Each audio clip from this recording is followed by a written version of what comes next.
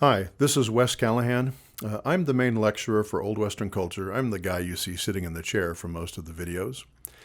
I'm talking to you about the great books, the first of which was the Iliad, Unit 1 in the first year. And so I'll be reading Book 1 of the Iliad to begin our read-through, our read-aloud of the Iliad. I'll be followed by other people who will read the rest of the 24 books of the Iliad in other translations of their choosing. But I'll be reading Book 1 in a new version, which I'm making. This is my own rendering, which will be produced by Roman Roads, and you'll hear more about it from them. This is a rough draft. It's based on a prose translation and a poetic translation. I'm attempting not a verse rendering, but something with a metrical feel. That's my hope, and perhaps you can hear some of that as I read. Homer's Iliad, Book 1.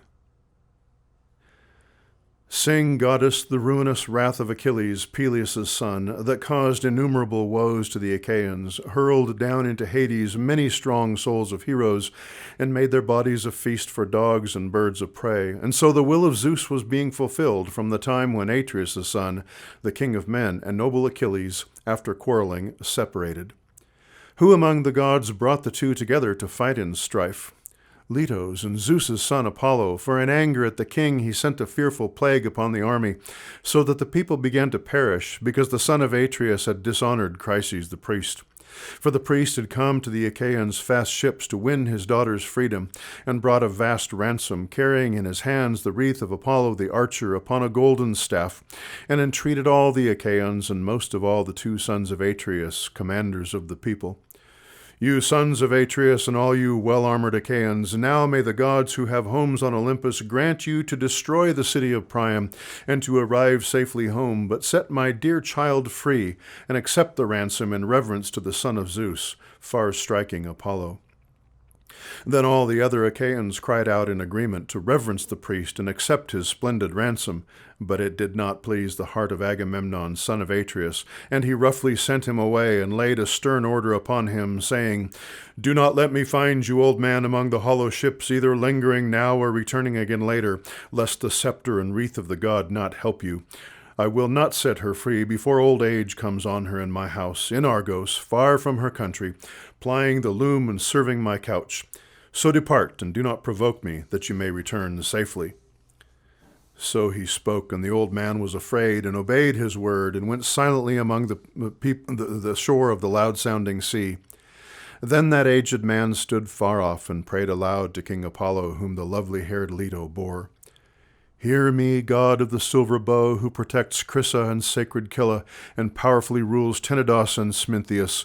If ever I built a temple gracious in your eyes, or if ever I burnt for you fat flesh of thighs of bulls or goats, fulfill for me my desire. Let the Danaans pay for my tears by your arrows.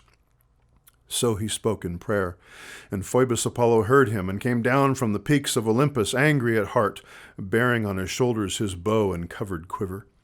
And the arrows shook upon his shoulders in wrath as the god moved, and he descended like the night. Then he sat apart from the ships and let an arrow fly, and dreadful was the sound of the silver bow. First he attacked the mules and swift dogs, but afterward, aiming at the men his bitter arrow, he struck them, and many pyres of the dead continually burned. For 9 days now the shafts of the god ranged through the host, but on the 10th Achilles summoned the people to assembly, for the white-armed goddess Hera put in his mind that thought, because she had pity on the Danaans when she saw them perishing. Now when they had gathered and met in assembly, then swift-footed Achilles stood up and spoke among them. Son of Atreus, I think now that we shall return home again wandering, if we can even escape death, if war and pestilence together must ravage the Achaeans. But come, let us now ask some prophet or priest or an interpreter of dreams, for a dream too is of Zeus, who might tell us why Phoebus Apollo is so angry, whether he blames us because of some vow or sacrifice, if perhaps he would accept the aroma of lambs or unblemished goats, and so take away the pestilence from us. So he spoke and sat down, and there stood up before them Calchas, son of Thestor, most excellent by far of prophets, who knew things that were and that would be and that had been before, and guided the ships of the Achaeans to Troy by his prophecy that Phoebus Apollo had given him. With good intent he addressed them and spoke. Achilles, dear to Zeus, you bid me to declare the anger of Apollo, the king that strikes from afar. Therefore I will speak, but swear that with all your heart you will aid me both by word and deed. For truly I think that I will provoke one who rules all the Argives with might, and whom the Achaeans obey. For a king is more mighty when he is angry with a lesser man, even though for a day he swallows his anger, yet he still keeps it thereafter in his heart till he satisfies it. Consider then if you will keep me safe. And swift-footed Achilles answered and spoke to him, Take courage, tell whatever prophecy you know, for by Apollo dear to Zeus, by whose worship you, O Calchas, declare your prophecy to the Danaans, none of them while I live on the earth shall lay violent hands upon you, not even if you mean Agamemnon, who now considers himself to be greatest by far of the Achaeans. Then the noble prophet took courage and spoke. Apollo is angry not because of a vow nor because of a sacrifice, but because of the priest whom Agamemnon dishonored, and did not set free his daughter, and did not accept the ransoms. Therefore the archer has brought woes upon us, yes, and will continue. Nor will he ever remove the loathsome pestilence from the Danaans, till we have given the bright-eyed maiden to her father, unbought, unransomed, and have carried a holy sacrifice to Chrysa. Then we might persuade him with our propitiation. So he spoke and sat down. And then the hero, wide-ruling Agamemnon, son of Atreus, stood up before them grieved, and his dark heart was greatly filled with rage, and his eyes were like flashing fire. Angrily eyeing Calchas, he addressed him, You seer of evil, never yet have you told me a thing that is pleasant. Evil is always the joy of your heart to prophesy, but never yet did you tell any good matter nor bring it to pass. And now with prophecy you declare among the Danaans that the archer brings woes upon them, because I would not take the splendid ransom of the maiden Chryseis, since I desire instead to keep her in my own house. Indeed, I prefer her to Clytemnestra, my wedded wife. In no way is she lacking beside her, neither in favor nor statue, nor wit nor skill. But even so I will give her back, if that is better. I would rather see my people safe than perishing.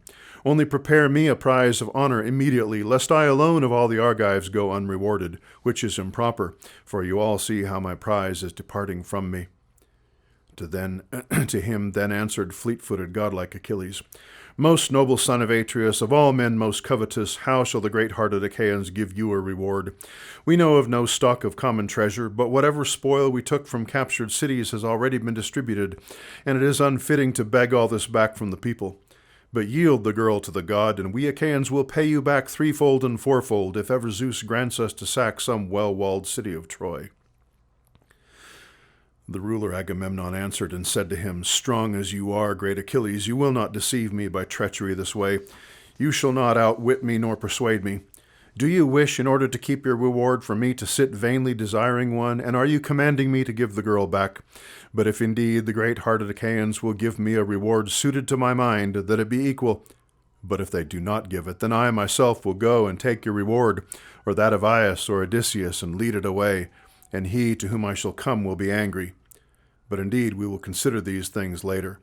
Now let us launch a black ship on the great sea, and gather picked oarsmen, and put in it a great sacrifice, and embark Chryseis of the fair cheeks herself, and let one of our counselors be captain, Aias or Idomeneus, or godlike Odysseus, or you, son of Peleus, most formidable of men, to make sacrifice for us and propitiate the archer. Then Achilles, fleet of foot, looked at him, scowling, and said, Ah me, you who are clothed in shamelessness of crafty mind, how shall any Achaean be persuaded by your words to go on a journey or to fight the foe? Not because of the Trojan spearmen did I come to fight, for they have not wronged me. They never drove off my oxen or horses, nor did they ever destroy my harvest in deep-soiled Thea, the nurse of men, seeing there lies between us a long space of shadowy mountains and sounding sea. But you, O shameless one, we followed you here to make you glad, by earning reward at the Trojans' hands for Menelaus, and for you, dog-faced one, and you threatened to take my reward, for which I have labored much, which the sons of the Achaeans gave me. Never do I win reward like yours when the Achaeans sack any populous city of Trojan men.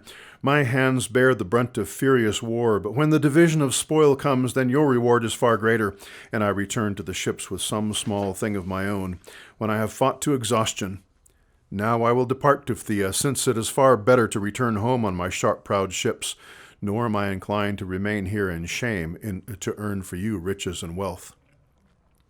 Then Agamemnon, king of men, answered him, "Flee by all means if your mind has been driven to do so, nor do I for my part beg you to stay because of me.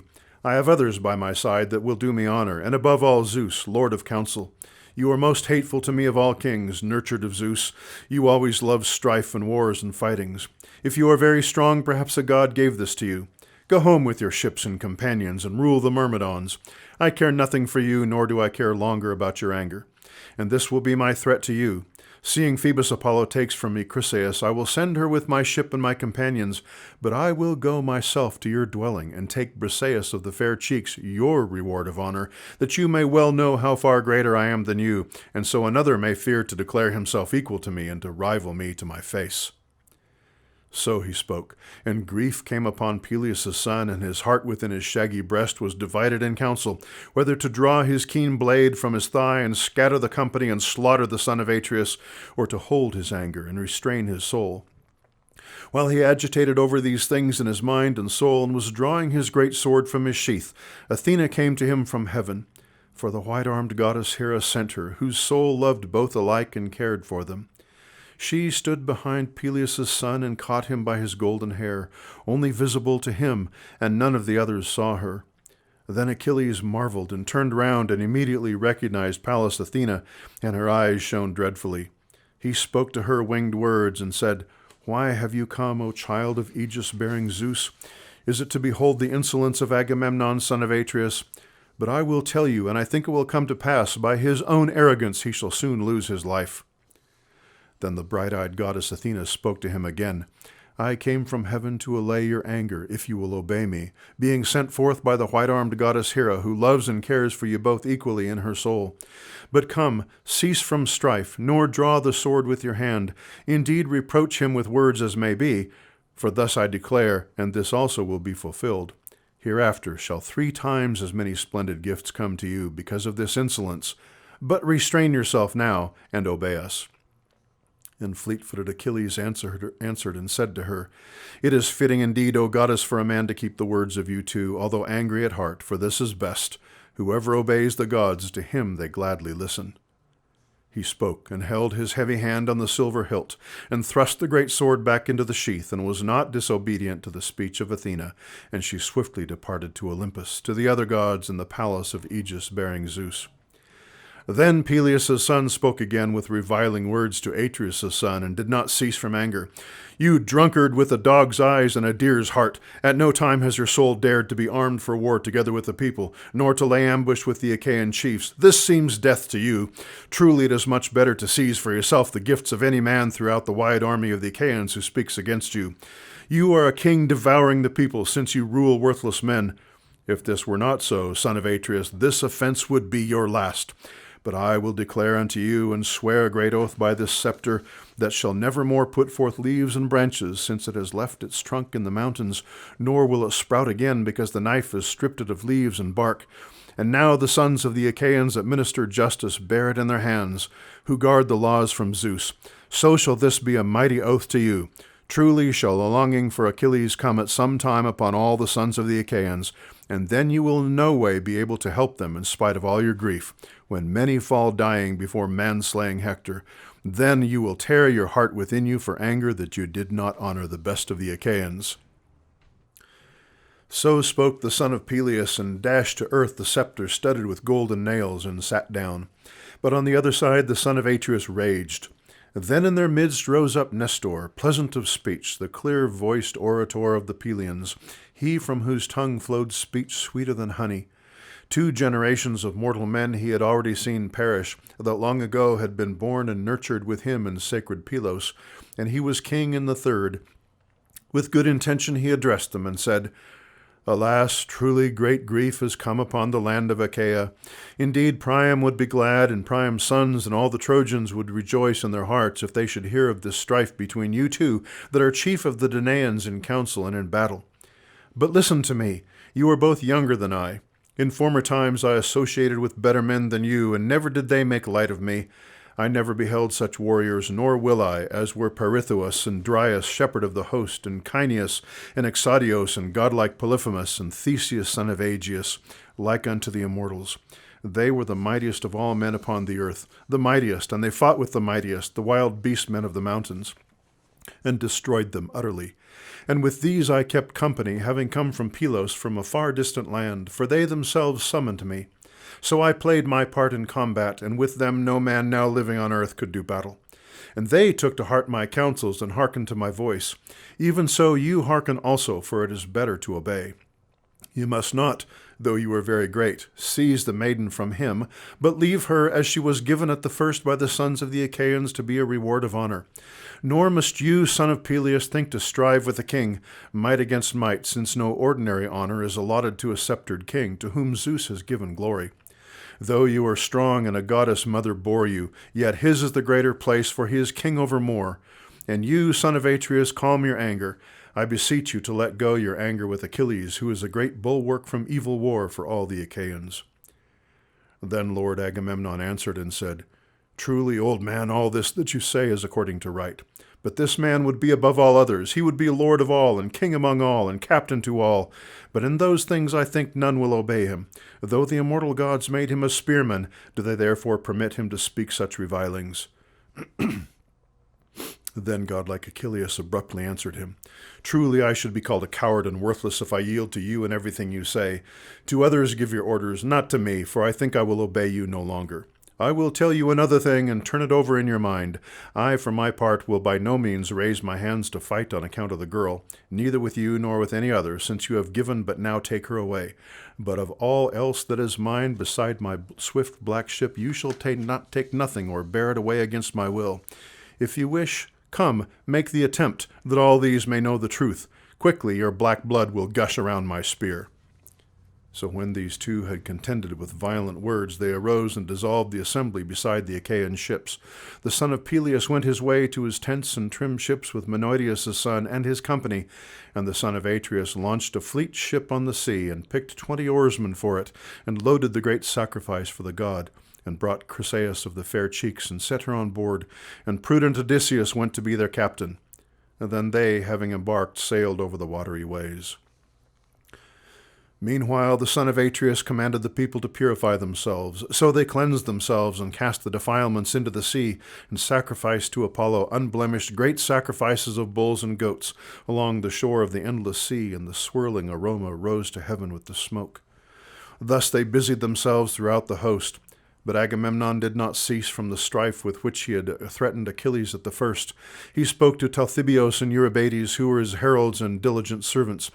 Go to the tent of Achilles, Peleus' son, and take Briseis of the fair cheeks by the hand, and lead her here. And if he will not give her, then I will go myself, and more with me, and seize her, and that will be more grievous for him. So saying, he sent them forth, and added threatening words.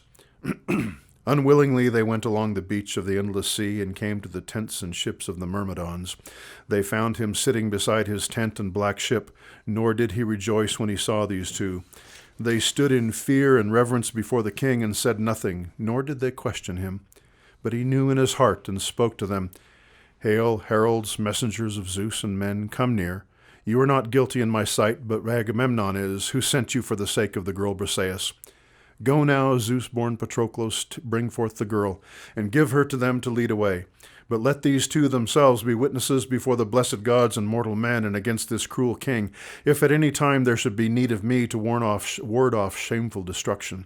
For truly he rages with a ruinous mind, nor has he thought at all to look ahead or behind, that the Achaeans might fight safely for him beside the ships. So he spoke, and Patroclus obeyed his dear companion, and led from the hut Briseis of the fair cheeks, and gave her to them to lead away. And these two went back again to the ships of the Achaeans, and with them went the woman all unwilling. Then Achilles wept, and sat himself apart from his companions on the shore of the grey water, gazing upon the wine-dark sea. He stretched forth his hands, and prayed much to his dear mother. Mother, since you have borne me to be short-lived, high-thundering Olympian Zeus should at least have granted me honor. But now he has not covered me even a little. Indeed, Atreus' son, wide-ruling Agamemnon, has dishonored me, for he has taken away my reward of honor himself, and keeps her. So he spoke, shedding tears, and his noble mother heard him as she sat in the depths of the sea beside her old father. Instantly she rose from the gray sea like a mist, and sat herself before him, shedding tears, and caressed him with her hand, and spoke, and called him by name. Child, why do you weep? And why has sorrow overwhelmed your mind? Speak out, do not hide it in your mind, that we both may know it. Then groaning heavily, Achilles swift of foot addressed her. You know. Why should I tell these things to you when you know them all? We went to Thebe, the holy city of Eetion, and we sacked it and carried here all the spoils. And the sons of the Achaeans divided all these things well among them. And for the son of Atreus they set apart Chryseis of the fair cheeks. But Chryses, priest of Apollo the archer, came to the swift ships of the bronze-armored Achaeans to win his daughter's freedom, and brought a vast ransom, carrying in his hands the wreath of Apollo the archer upon a golden staff, and made his petition to all the Achaeans, and most of all to the two sons of Atreus, commanders of the host. Then all the other Achaeans cried agreement to reverence the priest and accept his splendid ransom. Yet the thing did not please the heart of Agamemnon, son of Atreus, but he roughly sent him away and laid a stern order upon him. So the old man went back in anger, and Apollo heard his prayers, because he loved him greatly, and he aimed against the Argives his deadly arrows. So the people began to perish in multitudes, and the gods' shafts ranged everywhere throughout the wide army of the Achaeans. Then, having full knowledge, the prophet declared to us the oracle of the archer. Immediately I urged propitiating the god, but anger seized Atreus' son, and quickly rising he made a threatening speech, which has now been fulfilled. The bright-eyed Achaeans are bringing her on their swift ship to Chryse, and bear with them offerings to the king. And just now the heralds went and took from my tent the daughter of Briseis, whom the sons of the Achaeans gave me. You, therefore, if you are able, protect your son. Go to Olympus and beseech Zeus if at any time you have pleased his heart by any word or deed. For often I have heard you boasting in my father's halls when you said that you alone among the immortals warded off terrible destruction from the black-clouded son of Cronos, when the other Olympians wanted to bind him, Hera, Poseidon, and Pallas Athena. But you, goddess, came and freed him from his chains, having quickly summoned to high Olympus the 100-armed one whom the gods call Briareus, but all men call Aegeon, for he is mightier even than his father. So he sat by himself by the son of Cronos, exulting in glory, and the blessed gods feared him and did not bind Zeus. Remind him of this, and sit by him, and clasp his knees, and perhaps he may be willing to help the Trojans, and might drive the stricken Achaeans back to their ships' sterns in the sea, that they all may respect their king, and that even wide-ruling Agamemnon, the son of Atreus, may understand his crime, because he did no honor to the best of the Achaeans. Then Thetis, weeping, answered him, Ah me, my child, why did I rear you, having borne you to such unhappiness? If only you could sit near the ships, tearless and unharmed, since your destiny is a short life and not long. But now you are soon doomed, and most unhappy of all men. In an evil hour I bore you in our halls.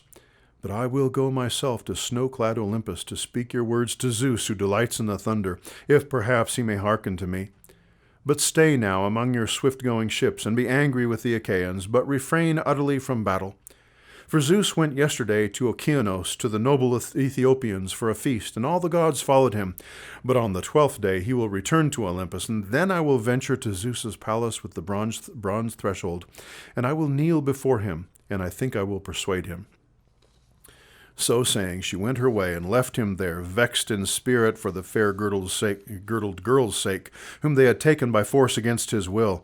And meanwhile Odysseus came to Chrysa with the holy and great sacrifice.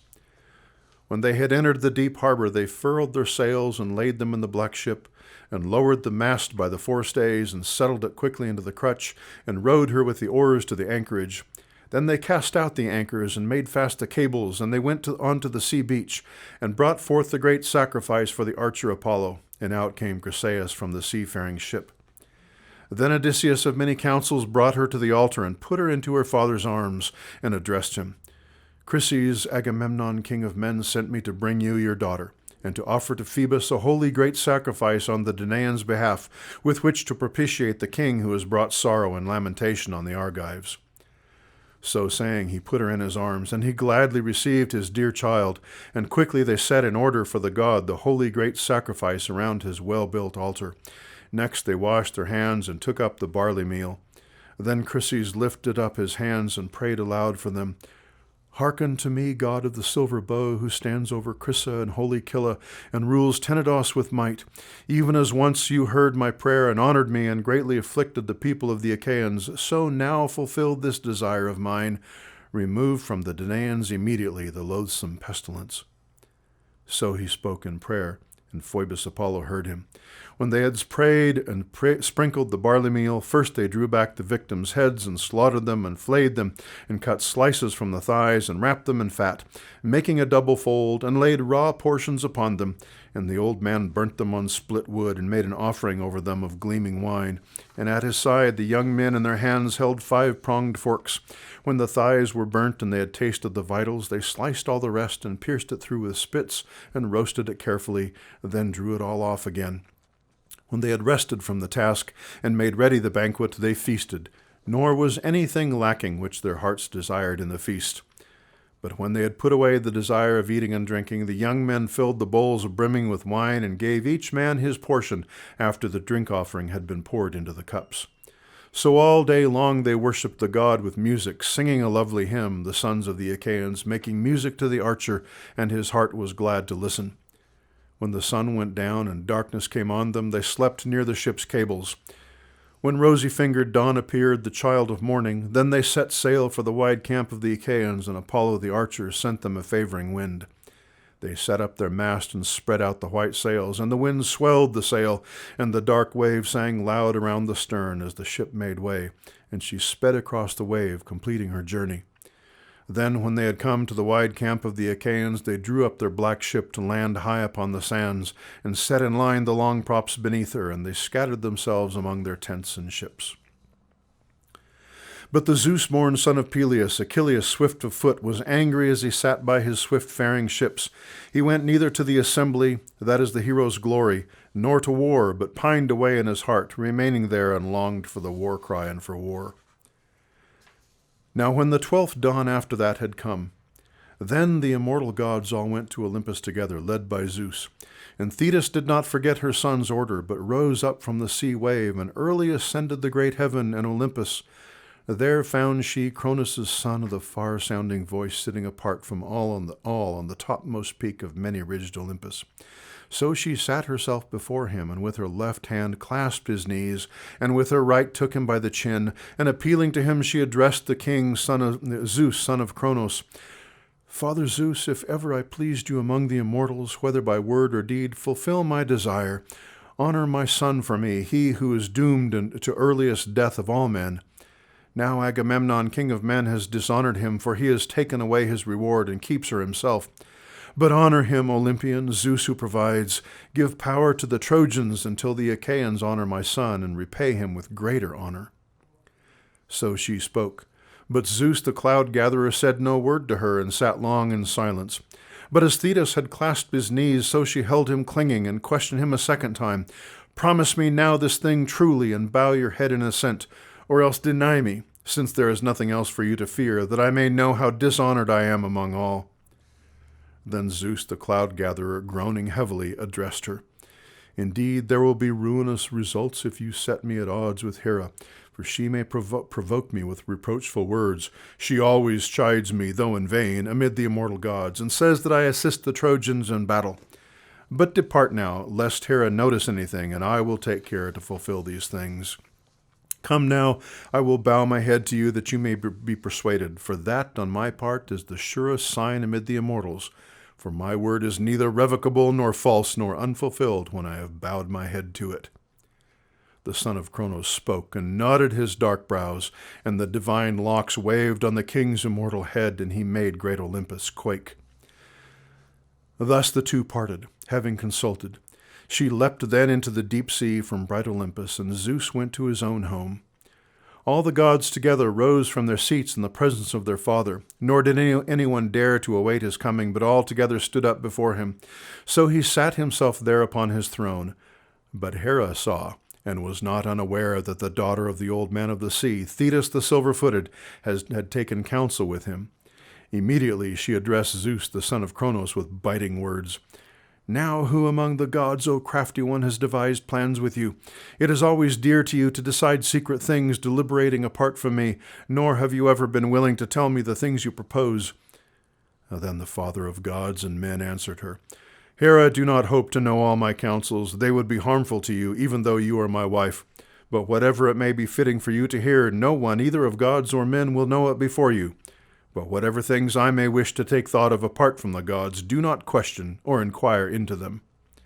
Then Hera, the lovely-eyed queen, answered him, Most dread son of Cronos, what word is this you have spoken? Before now I have not questioned you much, nor inquired, but very privately you plan whatever things you may wish. But now I have feared greatly in my mind, lest silver-footed Thetis, daughter of the old man of the sea, may persuade you. For earlier she sat herself near to you and took hold of your knees. To her indeed I think you nodded assent that you would honor Achilles, and destroy many beside the Achaean ships. Zeus the cloud-gatherer addressed her. O watchful one, always indeed you suspect me, nor do I escape your notice. Yet you will be able to do nothing, but will be further from my heart. That will be the worse for you. But if this thing is so, then such must be my good pleasure. Sit down in silence and obey my words, lest all the gods that are in Olympus be of no help to you against me when I lay my invincible hands on you. He spoke, and Hera, the lovely-eyed queen, was afraid and sat in silence, curbing her heart. But throughout Zeus's palace the gods of heaven were troubled. Then Hephaestus, the famed craftsman, began to address him, to do a kindness to his mother, white-armed Hera. Truly this will be a sorry matter, nor tolerable any longer, if you two thus fight for mortal sakes, and bring wrangling among the gods, nor will there be any more joy in the glorious feast, seeing that evil triumphs. So I counsel my mother, though she herself is wise, to do kindness to our dear father Zeus, so that our father does not rebuke us again and disturb the feast. For if the Olympian of the lightning wishes to dash us from our seats, he can, for he is by far the mightiest. But soothe him with soft words, then the Olympian will be gracious to us. So he spoke, and arose, and placed in his dear mother's hand the two-handled cup, and spoke to her, Endure, my mother, and bear up, though you are grieved, lest I see you, dear as you are, chastised before my eyes. And then I will not be able for all my sorrow to save you, for the Olympian is difficult to oppose. For once before this, when I wished to save you, he caught me by my foot and hurled me from the heavenly threshold. All day I fell, and at the setting of the sun I fell in Lemnos, and little life was in me. There the Sintian people received me after I fell. So he spoke, and the white-armed goddess Hera smiled, and smiling took the cup from her son's hand. Then he poured wine to all the other gods from right to left, ladling the sweet nectar from the bowl. An irresistible laughter arose amid the blessed gods when they saw Hephaestus serving throughout the palace. So they feasted all day till the setting of the sun, nor was anything that their souls desired lacking in the banquet, nor in the beautiful lyre that Apollo held, or the muses singing with sweet antiphonal voices. Now when the bright light of the sun had set, they each, wishing to rest, went to his own house, where the famous Hephaestus, in both hands equally clever, had made a house for each one with his cunning skill, and Zeus the Olympian, lord of the lightning, went to his bed where he always took his rest, whenever sweet sleep came upon him. There he went up and slept, and beside him was Hera of the golden throne.